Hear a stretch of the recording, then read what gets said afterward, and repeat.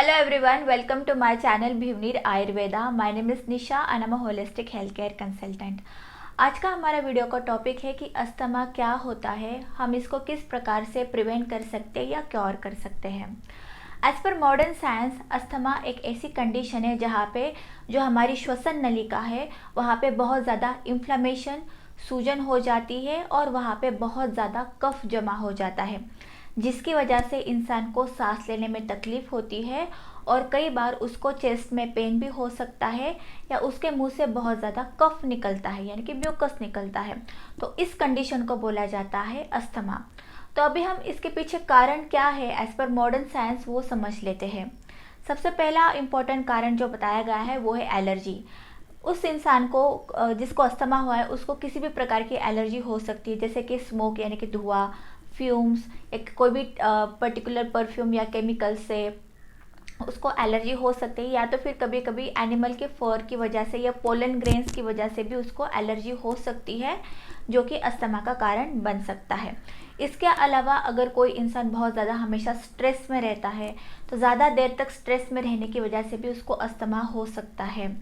Also कोई लोग ऐसे होते हैं जो बहुत ज़्यादा फ्रिक्वेंटली आइबुप्रोफेन या एस्पिरिन जैसी दवाई खाते हैं, जो बेसिकली एनाल्जेसिक और एंटी इन्फ्लेमेशन का काम करती है हमारे शरीर में।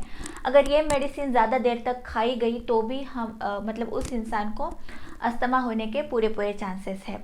तो ये जो इम्पोर्टेंट फैक्टर्स मैंने अभी बताए ये है मॉडर्न साइंस के हिसाब से, जो कि सही भी है। अभी हम ये समझ लेते हैं कि आयुर्वेदा अस्थमा को किस पर्सपेक्टिव से देखता है। आयुर्वेदा में हर चीज़ को कभी भी कोई रोग का निदान करने से पहले उसका रूट कॉज की तरफ बहुत ज़्यादा ध्यान दिया गया है, क्योंकि Ayurveda always believe in treating the root cause. तो आयुर्वेदा के हिसाब से बेसिकली अस्थमा एक ऐसी कंडीशन है जहाँ पे बहुत ज़्यादा कफ दोषा और वात दोषा इंसान का बिगड़ा हुआ होता है। तो अब ये कफ दोषा या वात दोषा क्यों बिगड़ा हुआ होता है उसका हम कारण समझ लेते हैं। सबसे पहला और इम्पॉर्टेंट कारण ये है कि कोई व्यक्ति अगर वो बहुत ज़्यादा चिकनाहट भरी ज़्यादा पदार्थों का सेवन करते हैं, जैसे कि दूध की बनी हुई पदार्थ या दूध, दही, बहुत ज़्यादा बाहर का तला फुला खाना, आइसक्रीम, या बहुत ज़्यादा जंक फूड जो इंसान खाता है, मतलब जो बहुत रेगुलरली खाते हैं, हर रोज़ खाते हैं, तो उस इंसान का डाइजेशन इसकी वजह से ख़राब होता है और उसके शरीर में बहुत ज़्यादा कफ यानी कि म्यूकस मतलब निर्माण होने ही लगता है, जो कि आगे जाके अस्थमा के लिए रिस्पॉन्सिबल हो सकता है। दूसरा सबसे इम्पॉर्टेंट कारण ये है वो है कि स्ट्रेस। अगर कभी कभार हमें स्ट्रेस होता है तो बॉडी उसको फाइट करने के लिए कॉर्टिसोल हार्मोन रिलीज करती है। बट अगर मान के चले अगर कोई इंसान अगर हर रोज़ स्ट्रेस में रह रहा है, बीट उसका कोई भी कारण हो सकता है, या ऑफिस का कारण या फैमिली के कारण या कोई भी कारण है, तो ज़्यादा स्ट्रेस हमारे शरीर में होने की वजह से हमारा शरीर बहुत ज़्यादा कॉर्टिसोल हार्मोन निर्माण करता है। और जब भी हमारे शरीर में स्ट्रेस निर्माण होता है तो सबसे पहले बॉडी जो है वो डाइजेशन को बंद कर देती है, बिकॉज कोई भी फूड डाइजेस्ट करने के लिए हमारे शरीर को सबसे ज़्यादा एनर्जी लगती है। तो पहले बॉडी बोलती है कि पहले हम डाइजेशन को बाद में देख लेंगे, पहले भाई स्ट्रेस किस वजह से उसको हम पहले ठीक कर लेते हैं। तो सबसे पहले जो डाइजेशन है उसको बंद किया जाता है, यानी कि वहाँ की तरफ जाने वाला ब्लड सप्लाई और ऑक्सीजन दोनों थोड़े काल के लिए उसको स्टॉप किया जाता है, और सारा ध्यान जो है वो स्ट्रेस को फाइट करने के लिए किया जाता है। लेकिन अगर यही कंडीशन हर रोज़ रहती होगी तो हर रोज़ उस इंसान के शरीर में म्यूकस पैदा होगा, बिकॉज अगर खाना जो उसने खाया है वो डाइजेस्ट ही नहीं हो रहा है स्ट्रेस की वजह से, तो जो अनडाइजेस्टेड फूड है उसके शरीर में वो खाने की वजह से अब वो टॉक्सिन्स निर्माण हो रहे हैं, बहुत ज़्यादा कफ उसके शरीर में निर्माण हो रहा है। और ये जो टॉक्सिन्स है या कफ है वो हमारे शरीर में जो बारीक चैनल्स होते हैं वहाँ पे जाके फंस सकता है, और वो जिस भी ऑर्गन में सबसे ज़्यादा प्रभावित होगा वही ऑर्गन की उसको बीमारियाँ लग सकती है। तो stress is also one of the very important reason behind asthma. तीसरा जो कारण बताया गया है कि जो लोग बहुत ज़्यादा दोपहर में सोते हैं, देखिए दोपहर में खाना खाने के बाद 10 से 15 मिनट अगर आप थोड़ा सा मतलब रेस्ट लेते हैं, जिसको आयुर्वेदा में बोला जाता है वाम कुक्षी, तो वो चल जाता है 10-15 मिनट के लिए, ठीक है। बट अगर मान के चलिए कोई व्यक्ति खाना खाने के बाद 10-15 मिनट से ज़्यादा सो रहा है तो अगेन उसका डाइजेशन ख़राब होगा, और डाइजेशन ख़राब होने की वजह से अगेन उसके शरीर में बहुत ज़्यादा म्यूकस के निर्माण होगा, यानी कि चिकनाहट पैदा होगी, तो उसको भी अस्थमा होने का पूरा पूरा चांस है। और सबसे लास्ट वाला जो रीज़न है वो ये है कि इम्यूनिटी। देखिए, अगर आप छोटे बच्चे को देखोगे तो जैसे ही उसका जन्म होता है उसको हमेशा बार बार सर्दी खांसी बहुत होती है, छोटे बच्चों को बहुत कॉमन है। क्यों? क्योंकि उनकी इम्यूनिटी वीक रहती है। दूसरा, उनके शरीर में इतना ज़्यादा वो उनके जो लंग्स होते हैं वो इतने ज़्यादा विकसित नहीं हुए होते हैं कि वो उसको ले सकते हैं, उस कफ को या उस मतलब वायरस या बैक्टीरिया को अच्छी तरह से मतलब फाइट कर सकते हैं। तो आप देखोगे जब भी छोटे बच्चों को सर्दी ज़ुकाम हो जाता है तो उसको हमेशा डॉक्टर के पास लिया जाता है, और डॉक्टर उसको जो है सेट्रिजिन या कफ सप्रेसेंट देते हैं। लेकिन ये अगर बहुत टाइम तक चलता रहा, बार बार उसको सर्दी खांसी हो रही है, और मान के चलिए अगर वो बच्चा 10-11 साल तक हमेशा से वो सेट्रिजिन या कफ सप्रेसेंट या एंटीबायोटिक्स खा रहा है, तो उसके शरीर में जो कफ निर्माण हो रहा है वो खाली सप्रेस हो रहा है, वो निकल नहीं रहा है, वो खाली सप्रेस हो रहा है। और बहुत देर तक एंटीबायोटिक खाने से या कोई भी टाइप के एंटी इन्फ्लेमेटरी मेडिसिन खाने से उसके शरीर में अब वो जो इम्यूनिटी, जो रेजिस्टेंस पावर है वो कम हो चुकी है।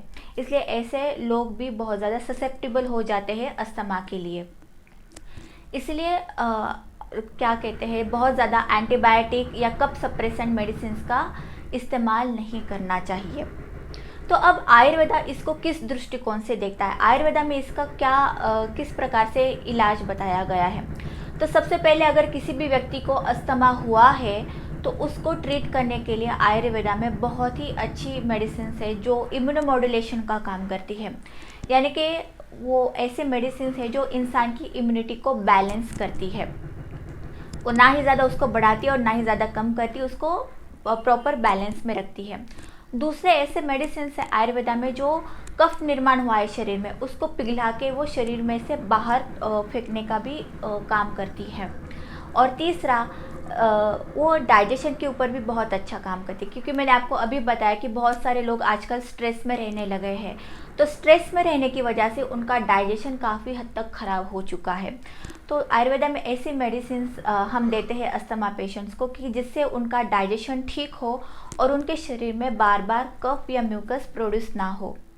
यही बात अगर आप एलोपैथी मेडिसिन की देख लेते हैं तो एलोपैथी में कोई भी अस्थमा पेशेंट को ब्रोंकोडायलेटर्स दिया जाता है, यानी कि जो श्वसन नलिका है वहाँ पे जो बहुत ज़्यादा सूजन या कफ जमा हुआ है जिसकी वजह से इंसान सांस नहीं ले पा रहा है, तो वो ब्रोंकोडायलेटर मेडिसिन देते हैं। ब्रोंकोडायलेटर एक ऐसी मेडिसिन होती है जो श्वसन नलिका को ओपन करती है, वाइड करती है, जिसकी वजह से इंसान ठीक तरह से सांस ले सकता है। इसके अलावा एलोपैथी में दिया जाता है कॉर्टिकोस्टेरॉइड्स और एंटी इन्फ्लेमेटरी मेडिसिन।